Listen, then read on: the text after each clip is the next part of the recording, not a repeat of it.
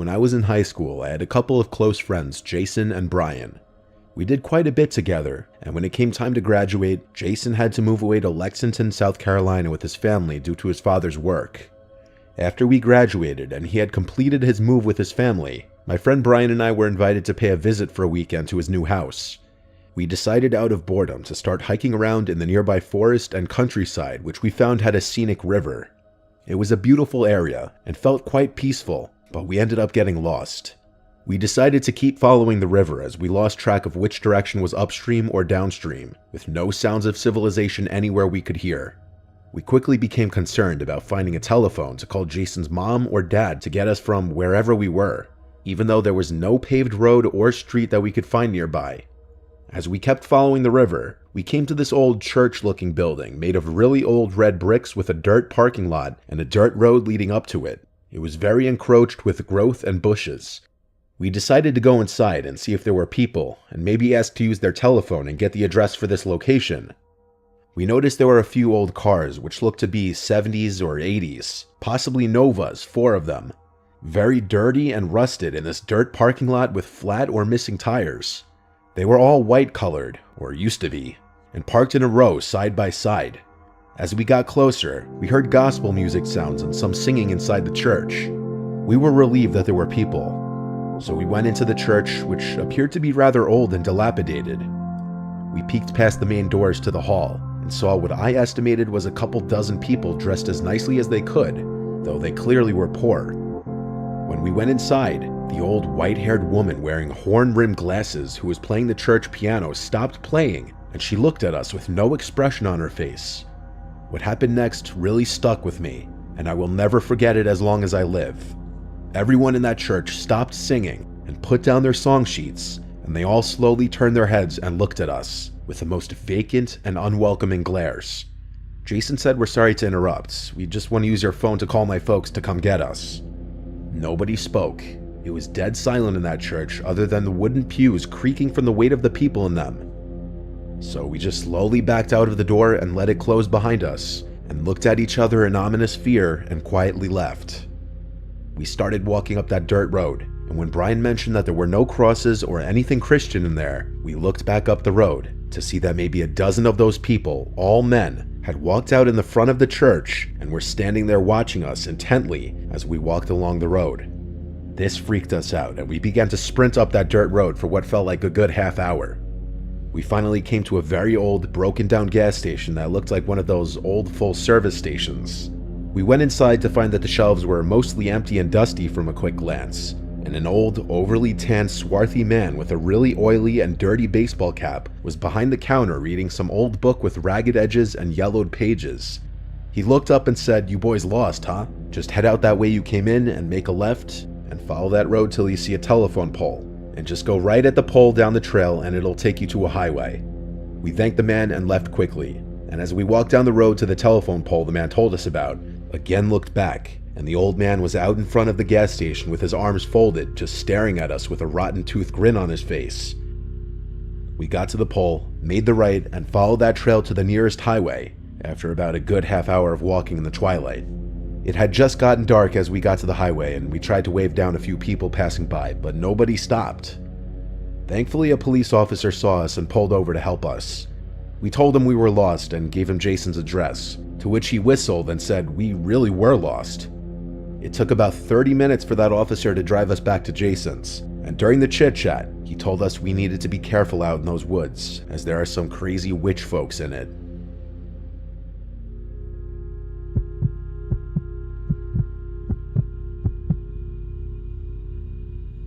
A long time ago, I'm talking like 8 years ago, 2 friends and I, James and Sean, did something really stupid. But at the time, doing stupid things was what we did to pass the time. We're not really friends with James anymore, but Sean and I still talk often, and so oftentimes we'll talk with each other about this story. We were 19 years old. We lived in bumfuck New Jersey. Lots of vacant houses in our old town. And atop a hilly road not far from our houses was an abandoned church. Locals knew about the church. It was on a closed-off road, and it had been abandoned for many years. I'm not sure if it's still standing or what the current state of it is, as I live in Florida now. But James, Sean, and I, being the troublemaking thrill seekers we were, came up with this genius plan of bringing a Ouija board to the church late one night. This was October, so I guess we were doing it in honor of spooky season. Sean had the Ouija board in his closet, so he brought it. I drove the three of us, so I first picked up James, then Sean, and we just drove straight towards the church. Since the road up the hill to the church was literally blocked off, we had to park on the side of the road and walk from there. We followed the road up the hill to the church, using one flashlight at first, so as not to overdo it and draw any possible attention. But once we were atop the hill, we pretty much all three of us turned on our flashlights. The church was surrounded by woods in basically all directions, and had a gravel parking lot alongside it. The church had been broken into a million times before, and was littered with graffiti, so the big front door was already ajar. Two of us had to work together to pull it open because it scraped on the floor though. Once inside, we naturally just looked around the place with our flashlights to make sure no one else was in there. It was definitely creepy being in that place at night. Sean set up the Ouija board. Then he pulled out these 3 candles from his backpack as well, and he laughed and said it would add to the experience. He placed the 3 candles in a triangle formation around the board, and as they were all lit, we turned off our flashlights. Now the only light in the whole place was from the candles, creating a much more eerie and uncomfortable vibe. We really couldn't see more than maybe 6 feet in all directions, so we began playing with the Ouija board. Sean was doing most of the talking. At this point, I can't remember exactly what he said, but he definitely opened with "Is anybody there?" and the typical cliche Ouija board questions. The planchette started to move and we started to laugh. I knew it was one of them doing it. I feel like it's not possible to play with a Ouija board with your friends without someone jokingly moving around the planchette. We went along with it though, and whoever was moving it spelled out a few words. As this was going on though, we heard a weird crack type sound come from the altar of the church. Best way I could describe it is it sounded like a big piece of wood cracking in half. It was loud and it sounded like it was done by someone. We all jumped in reaction and hurried to shine our phone's flashlights in the direction of the altar. There was no one there as far as we could see. I think both of them were just as freaked out as I was after that. But the place was old and falling apart, so some weird noises here and there didn't seem that crazy, and so we kept going. We all took turns asking the board questions, but the planchette was no longer moving. I think because that crack sound freaked all 3 of us out, and now we were taking it more seriously. This went on for some time, until another sound from the altar area broke the silence again. But before we even had time to shine our lights over there again, something landed on the Ouija board, causing all of us to jump and scream. It was a rock about the size of a golf ball. All 3 of us just had our hands on the planchette 2 seconds ago, and there was no way any of us could have done that.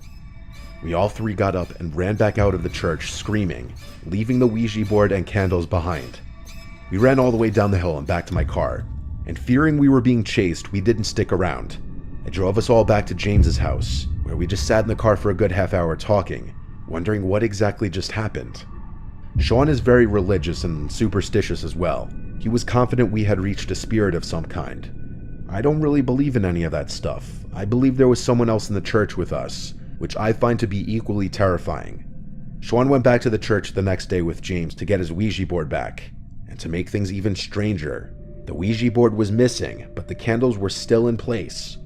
When they saw it was missing from the entrance, they decided to just leave right away. This remains to be the single scariest experience of my life.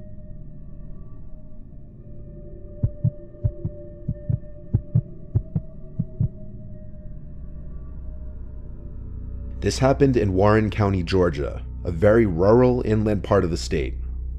I was with my girlfriend Marissa, and we were driving around checking out the area, seeing if it was somewhere we'd like to live. It was very quiet and spacious, which is what we wanted. We're both Roman Catholic. She likes to go to church a little more than I do, though. It was a weekday in the middle of the day and not much traffic at all. We checked out a bunch of things in the area that would be important to see before deciding on moving to an area. Since Marissa has been an equestrian for most of her life, a big point of us moving to a rural area was for her to have a barn for her horses. After checking out some properties listed for sale, we happened to pass by a small, cute-looking church on the side of this very quiet road with a bunch of cars in the parking lot. This church wasn't far from the last property we just looked at, so Marissa shook my shoulder and said we should see if a mass was going on, see if it's nice. And so I pulled into the little dirt-like parking lot for the building and parked next to some old red minivan.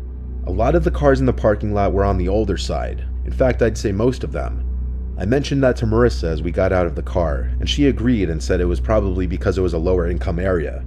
I opened the door to the church for us and we stepped in, and it was a pretty small inside as we expected.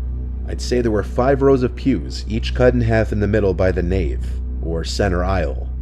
There had to be at least 20 people in there, though they were not an older crowd. Usually in every mass, big or small, you'd see a decent amount of seniors, but based on the backs of everyone's heads in there, everyone appeared to be in their 30s to 40s. It seemed everyone was sitting in silence for some kind of prayer.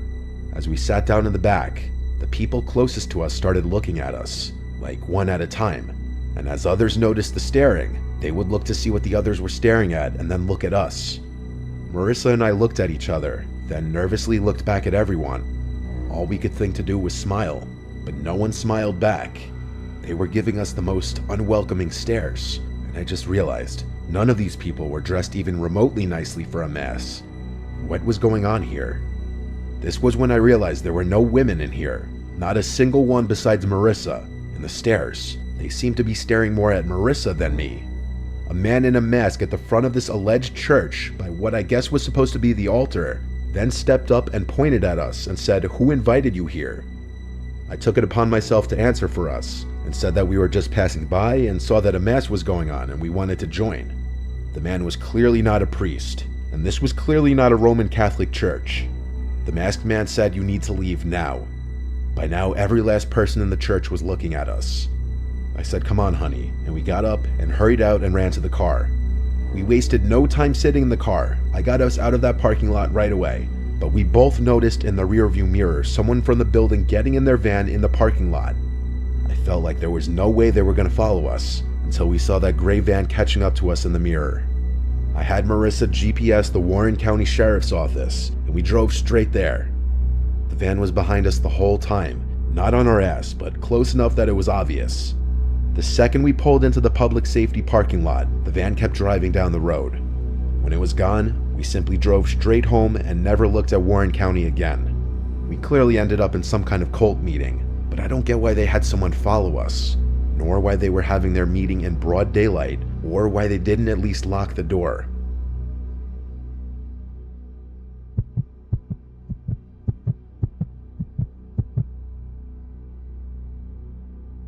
When I was a Cub Scout, we would always have our meetings somewhere in a Catholic elementary school, whether it was in the school gym or in one of the adjacent rooms. I was like 8 years old when this happened, and it was disturbing. But before I get into why I'm telling you that, let me start from the beginning. It started a few days earlier when I was at Mass with my mom and my brother like we'd go to every other week. We usually would be late, so we'd either sit in the back or stand by the doors if there were no seats. Today, we sat all the way in the back corner. My mom and then brother entered the pew first. I sat on the end. At some point during the Mass, I noticed an older man with glasses and a white mustache who was standing against the wall to the left of me looking at me.